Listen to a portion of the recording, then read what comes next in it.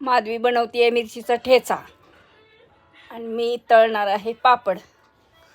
ती मिरचीचा ठेचा बनवते तर म्हणलं मी पण पापड तळते थोडेसे. तर असं तोंडी लावाय काहीतरी वेगळं. कढई ठेवली होती, तेल तापलं, मी पापड तळले. म्हणलं तिचा मिरचीचा ठेचा व्हायला वेळ आहे ना अजून, तोपर्यंत थोडेसे पापड तळून आपलं टाईमपास करावा. खायला सुरू पण केलं, तिला पण दिले. चाललं होतं.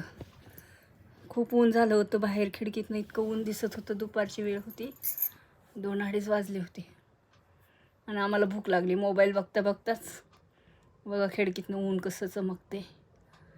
सकाळी एवढी थंडी असते आणि दुपारचं भयंकर ऊन असते. तुमच्या इकडं आहे का ऊन? सगळ्या घरात धूर केला होता माधवीने.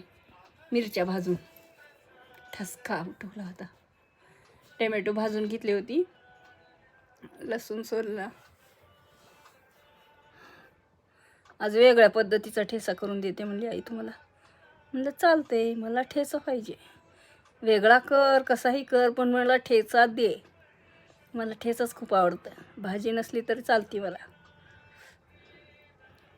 आज तर 1 नंबर ठेचा बनवला होता हिनं.